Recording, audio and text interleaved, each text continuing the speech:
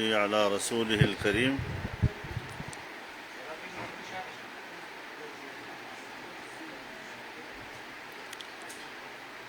شمالی وزیرستان کے اکابرین اور بالخصوص وہاں کابل خیل قبیلے کے عمائدین آج یہاں تشریف لائے ہیں۔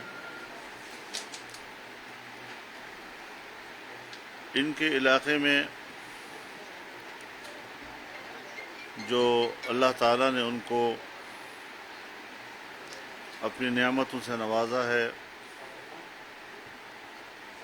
اور گیس کی بہت بڑی مقدار وہاں پیدا ہوئی ہے۔ نئی نئی نعمتیں ایک علاقے میں سامنے آتی ہیں تو اس سے لوگوں کے حقوق وابستہ ہو جاتے ہیں، لوگوں کے مفادات، اس علاقے کے لوگوں کے مفادات۔ اس حوالے سے آج ان کا یہ معتبر جرگہ یہاں آیا ہے اور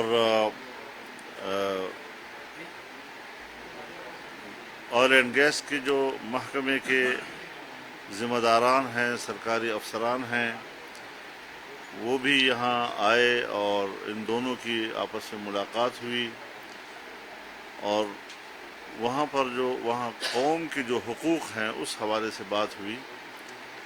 تو اس پر اتفاق کیا ہے انہوں نے کہ ہم قانون اور اصول کے دائرے میں رہتے ہوئے اپنے حقوق کا مطالبہ کریں گے اور حکومت ہمارے ان حقوق کا تحفظ کرے گی، اور انہوں نے بھی ان سے یہی وعدہ کیا کہ یہ کمٹمنٹ ہے کہ وہاں کے علاقے اور وہاں کے قوم اور شمالی وزیرستان کے لوگوں کا حق اول ہوگا اور اس کو مکمل تحفظ دیا جائے گا۔ لیکن وہاں پر کچھ مشکلات ہیں۔ مثلا شمالی وزیرستان کے جو عثمانزئی قبیلے کا دھرنا ہے کہ وہاں پر بڑے معزز لوگ، یعنی ابھی حج کے دنوں میں ہمارے ایک منتخب چیئرمین اپنے یونین کونسل کے، ان کو ٹارگٹ کیا گیا، شہید کر دیا گیا۔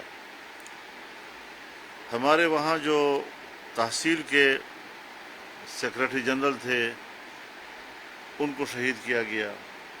مولانا سمیع الدین صاحب جو ہمارے صوبائی اسمبلی کے وہاں کینڈیڈیٹ رہے اور بڑے حق گو قسم کے عوامی لیڈر تھے وہاں پر، ان کو شہید کر دیا گیا۔ اس کے بعد ابھی گزشتہ ہفتے میں کوئی 4 یا 5 اور لوگ شہید کر دیے گئے، اور یہ تو وہ لوگ ہیں کہ جو نامور ہوتے ہیں اور ان کو لوگ میڈیا بھی اس کا تذکرہ کر لیتی ہے، ورنہ یقین جانیے کہ عام آدمی وہاں محفوظ نہیں۔ اور قبائلی علاقوں میں قبیلے اپنے علاقے، اپنی سرزمین، وہاں کے امن کا تحفظ کرنا جانتے ہیں، لیکن مشکل یہ ہے کہ ان سے اسلحہ چھین لیا گیا، اب وہ بے دست و پا کر دیے گئے، اور وہاں کا جو لوگوں کا اپنا ایک لشکر ہوتا تھا جس کو یہ چلویشتے کہتے تھے، وہ بھی ختم کر دیا گیا۔ تو دوسری طرف جو بندوق بردار لوگ ہیں وہ مکمل آزاد ہیں، جب چاہیں علاقے میں آ جائیں، جس علاقے پہ جا کے دعویٰ بول دیں، جہاں آ کر وہ انسانی جانوں کے ساتھ کھیل لیں۔ اس قسم کی جو ریاست کی طرف سے جو کمزوریاں ہیں اور جس کے نتیجے میں ایک بدنظمی وہاں پیدا ہو گئی ہے، تو ظاہر ہے عام آدمی اس سے بہت پریشان ہے۔ میں تو سمجھتا ہوں کہ جو طاقتور ہیں وہ عقل سے عاری ہیں، اور جو عقل مند ہیں وہ طاقت سے عاری ہیں۔ اب یہ کیا اس کا کیا حل ہے؟ اس پر ہماری اتھارٹیز کو، ریاستی اداروں کو سوچنا ہوگا۔ اور پبلک کو اپنے ساتھ شریک کر کے ان کی رائے لینی ہوگی اور ان کو تحفظ کے وہ سارا حق دینا ہوگا جو قبائلی لوگوں کا ہمیشہ رہا۔ میرا تعلق چونکہ جنوبی اضلاع کے ساتھ ہے اور میں وہاں کی صورتحال کا براہ راست یعنی مشاہدہ کرتا ہوں۔ ڈیرہ اسماعیل خان، ٹانک، لکی مروت، کرک، وزیرستان، دوسرا وزیرستان، یہ سارے علاقے جو ہیں اب وہاں پر مسلح لوگوں کا راج ہے۔ مقامی انتظامیہ ہو، پولیس ہو، اپنے آپ کو بے بس محسوس کر رہے ہیں۔ تو اس حوالے سے بھی جو وہاں پر عثمانزئی قبیلے کا دھرنا ہے، ان کی بھی اپنے علاقے میں اپنے تحفظ کے حوالے سے، یعنی ایک ہے حقوق کا تحفظ، ایک ہے جان کا تحفظ۔ ان کو اس وقت جان کی تحفظ کی پڑی ہوئی ہے، تو ان کو جان کا تحفظ بھی چاہیے اور ان کو حقوق کا تحفظ بھی چاہیے۔ اس حوالے سے انشاءاللہ اسی ہفتے کے اندر میں بذات خود وزیر اعظم سے انشاءاللہ ملاقات بھی کروں گا، اور اس حوالے سے جو مجھے براہ راست لوگوں کی طرف سے رپورٹس مل رہی ہیں اس پر سنجیدگی کے ساتھ غور کر کے علاقے کو امن دینے کے لیے سوچا جائے گا کہ اس کے روٹس کیا ہیں، روٹس کا تعین کرنا ہوگا۔ تو ہمارے جو قبائلی نوجوان ہیں، جس نوجوان کو یہ امید دلائی گئی کہ انضمام ہوگا اور آپ سیٹل ایریا کے برابر کے لیول پہ آ جائیں گے، آپ کی تعلیم، آپ کا معیار زندگی، آپ مقابلے کے امتحان میں اس کے برابر آ جائیں گے، صورتحال تو اس سے زیادہ خراب ہو گئی ہے۔ اس وقت ہمارا جو قبائلی نوجوان ہے وہ سب سے زیادہ اپنے آنے والے مستقبل کے لیے مضطرب ہے۔ حالانکہ ہم تو اس وقت چیخ رہے تھے کہ جو کچھ ہو رہا ہے غلط ہو رہا ہے، لیکن ہر طرف سے ایکا کر لیا گیا کہ بھئی یہ بہت ضروری ہے۔ قبائلی جرگہ بیٹھا یہاں پر اور تقریباً 5-6 سال تک یہاں پر اس قبائلی جرگے کے اجلاس ہوتے رہے اور وہ ایک موقف دیتا رہا، لیکن کسی میں ہمت نہ ہوئی کہ وہ اس جرگے کی بھی بات سنے۔ اسلام آباد میں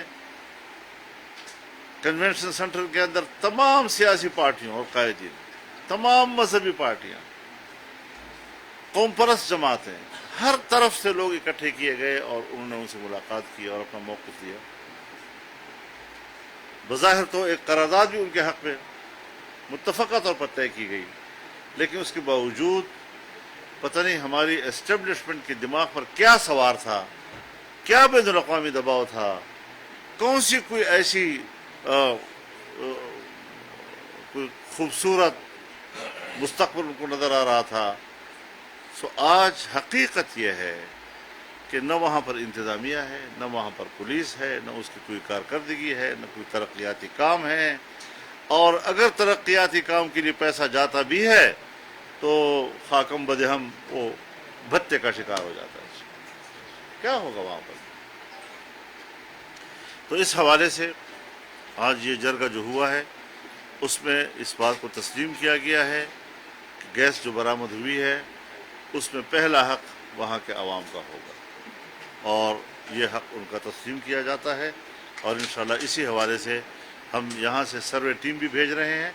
اس سروے ٹیم کے اندر یہاں کے علاقے کے جو قبائلی زعماء ہیں ان کی نمائندے بھی 2-3 ہوں گے، تاکہ ان کی موجودگی میں سروے کیا جائے، اس کی پوری رپورٹ محکمے کو دی جائے، پھر گورنمنٹ کو دی جائے، اور اس کے بعد معاملات جو ہیں وہ اس پر کام شروع کر دیا جائے۔ تو یہ کچھ گزارشات آج اس میٹنگ کے حوالے سے تھی جو میں نے آپ کے ساتھ شیئر کی ہیں۔ اگر کوئی کویسچن ہو تو پھر آپ آپ نے بات کی، کیا صوبائی حکومت ہمارے ڈیولپمنٹ کے پیسے کسی کو بھتے ہوئے دیتے ہیں؟ جی ہاں، اس طرح بھی شکایتیں ہیں۔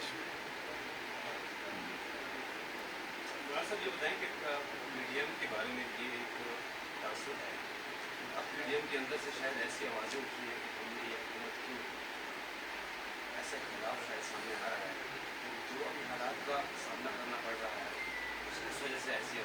دوسرا سوال یہ ہے کہ سر ایک تاثر یہ بھی ہے کہ یہ سارا پی ٹی ایم کو ٹریک اس لیے کیا گیا کہ عمران خان کو جتنے ماضی کے گناہ تھے ان کی حکومت کی ناکامیت ان سے ان کو نکالا جائے اور دوبارہ سے ان کو پسند جائے. دیکھیے یہ پاکستان کا ایک اوپن پولیٹیکل ایریا ہے. یہاں پر سب کچھ کہا جاتا ہے اور کہا جا سکتا ہے, کہنے دیا جائے, کوئی پابندی تو نہیں ہے. سوشل میڈیا ہے جی. جہاں تک آپ کے سوال کا پہلا حصہ ہے کہ پی ڈی ایم کے اندر سے اس قسم کی باتیں آ رہی ہیں, میرے خیال میں اس کو ہمیں ذرا تھوڑا سا سمجھ لینا چاہیے. آپ جو سوال کر رہے ہیں یہ شاید کل بھی کسی صحافی نے یہاں کیا تھا, بلکہ پرسوں شاید یہاں پر کیا. دیکھیے میں نے کہا کہ جب سے حکومت بنی ہے یہ پی ڈی ایم کا پہلا اجلاس تھا, تو ظاہر ہے کہ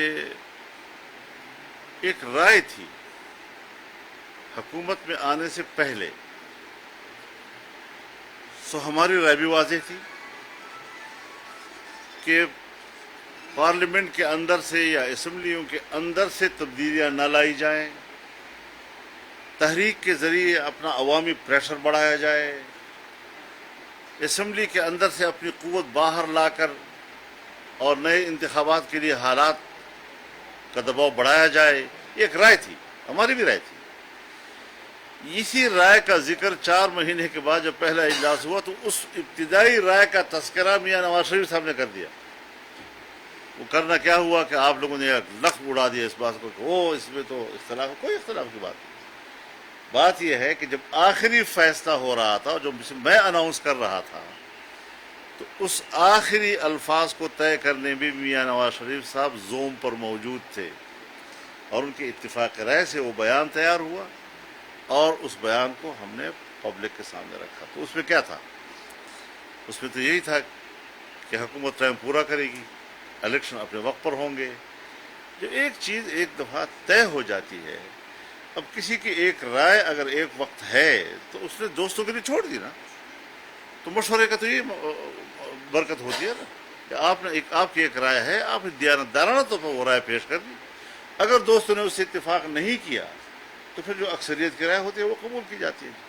تو اس قسم کی چیزوں کو اختلاف کا نام دینا, اس قسم کی چیزوں کو یہ کہہ دینا کہ یہ تو ٹریپ ہو گئے ہیں, اس قسم کی چیزوں کو یہ کہہ دینا کہ جی وہ تو اس کا بیانیہ چونکہ تباہ ہو چکا تھا, دوبارہ اس کے بیانیے کو زندہ کرنا. بابا یہ جو کچھ ہماری حکومت ہو رہا ہے یہ بھی اسی کے بیانیے کا نتیجہ ہے. کچھ تھوڑا سا ذرا اپنے عقل سے بھی کام لینا چاہیے. جس دلدل میں اس نے ہمیں پھنسایا ہے اس سے نکلنا آسان کام نہیں ہے. ایسے معاہدے کیے ہیں. میں آپ کو پی ٹی آئی کے لوگوں کے اور ذمہ دار لوگوں کے وہ انٹرویو دکھا سکتا ہوں, وہ تقریر دکھا سکتا ہوں کہ ہم نے تو ملک کو بیچ دیا ہے,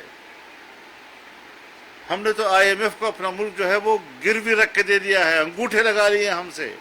یہ ساری باتیں ان کی ہیں اور ان کے آخری دنوں کی ہیں, اور میں یہ کہتا ہوں یہ ان کی باتیں ہیں.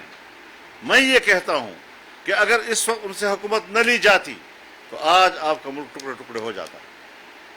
منصوبہ اس پہ چل رہا تھا. معاشی لحاظ سے آپ کی معیشت کے لیے ہم ایک نئی بنیادیں تلاش کر رہے تھے, پلرز تلاش کر رہے تھے کہ ہماری معیشت کے پلرز کیا ہونے چاہیے. سو پرانے پلرز تو امریکہ, ورلڈ بینک, وہ ساری چیزیں تھیں اور ابھی بھی ہیں, لیکن کیا آئندہ مستقبل کے لیے ہم نے اس کے لیے کوئی نئے پلر تلاش کرنے ہیں یا نہیں. سو اس کے لیے پہلا قدم جو ہمارا تھا وہ چائنا کی انویسٹمنٹ اور یہ سی پیک. سی پیک سڑک کا نام نہیں ہے, سی پیک ایک پیکج ہے جس میں سڑک بھی ہے, جس میں ریلوے لائن بھی تھی, جس کے اندر پاور سیکٹر میں بڑھوتری, بجلی کی پیداوار میں اضافہ.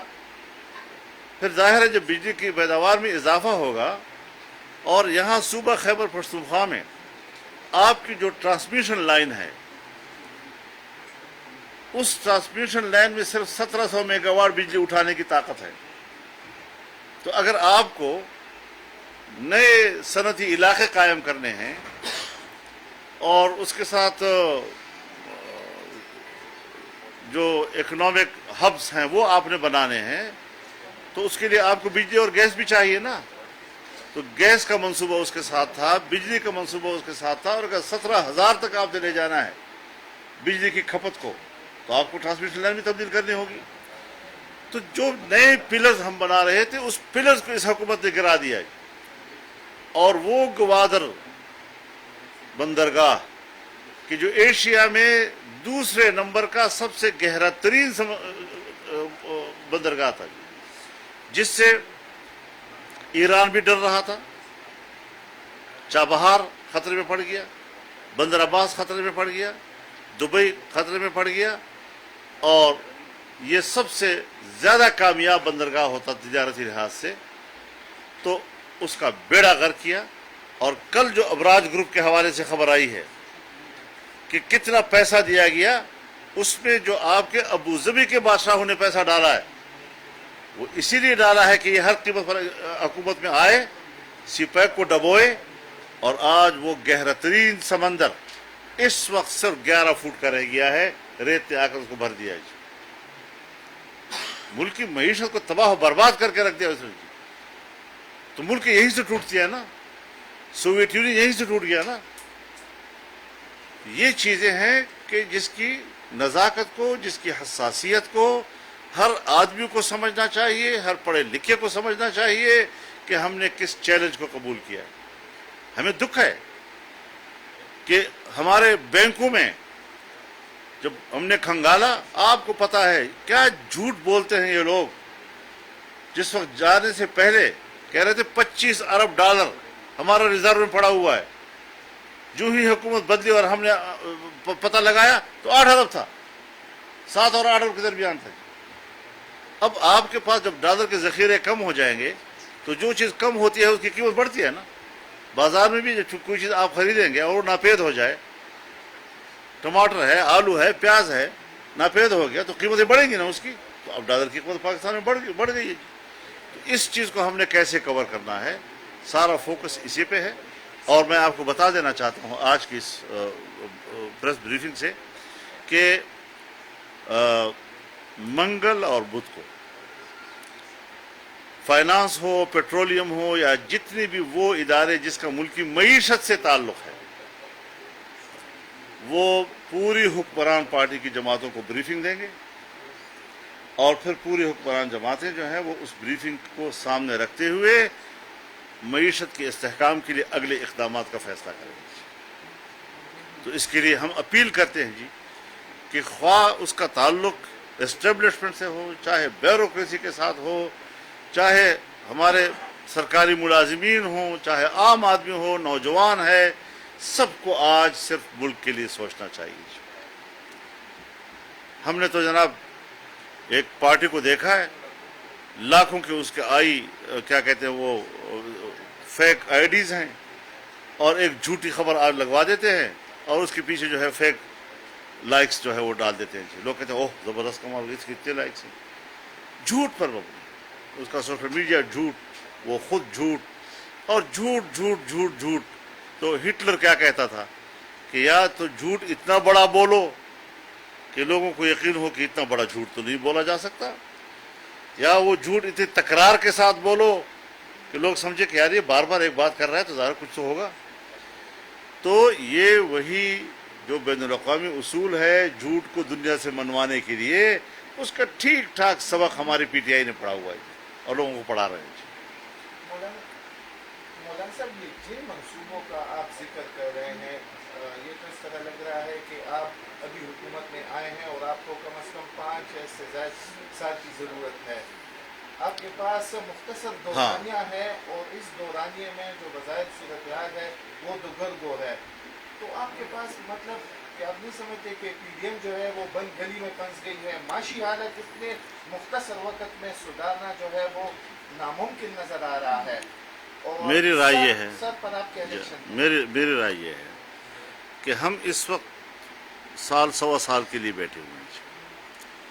ہمیں طویل المدت منصوبوں کی بجائے قلیل المدت منصوبے جو ہیں سامنے رکھنے چاہیے. جس سے عام آدمی کا روزمرہ کا معاملہ وابستہ ہوتا ہے. تو کچھ چیزیں ایسی ہیں کہ ہمیں اگلی حکومت کا انتظار کرنا چاہیے اور پبلک کو یہ اعتماد کرنا چاہیے کہ جن لوگوں نے ہمارے ملک کی معیشت کو ڈبویا ہے دوبارہ ہمیں اس پر اعتماد کرنے کی ضرورت نہیں ہے. میں تو اپنے ملک کے ان شہریوں ان جوانوں سے ہمدردی کے ساتھ کہنا چاہتا ہوں اور بڑے شرح صدر کے ساتھ کہنا چاہتا ہوں کہ پی ٹی آئی کو ووٹ دینا ملک کو تباہ کرنے میں حصہ دار بننا ہے اور اس کا کوئی دوسرا معنی نہیں ہو سکتا. تو کیوں لوگ نہ سمجھے جی. اور ظاہر ہے کہ ملک کو پٹری پہ ڈالنا پھر اس کو آگے ترقی کی طرف لے جانا تو بہت ہم وقت ضائع کر چکے ہیں اور ہمیں اس حوالے سے آنے والے مستقبل میں ایک اچھے انتخابی نتائج کا انتظار کرنا ہوگا. رانا صاحب یہ بتائیں کہ ایک عام تاثر پایا جاتا ہے کہ پیپلز پارٹی اور سی پی آئی نے مل کر نون لیگ کو بہت زیادہ مشکلات سے دوچار کیا ہوا ہے کیونکہ جو اہم ذمہ داریاں ان کے کندھوں پر رکھ دی گئی ہے. جناب وہ حکومت چھوڑ سکتے اور نہ چلا سکتے تو اس کے بارے میں آپ کیا کہیں گے؟ دیکھیے اب کوئی تاثر قائم کرنا کوئی تبصرہ کر لینا کسی بھی مجلس میں بیٹھ کر کوئی بات اس پر تو کوئی پابندی نہیں ہے جی. لیکن ایسی صورتحال نہیں ہے.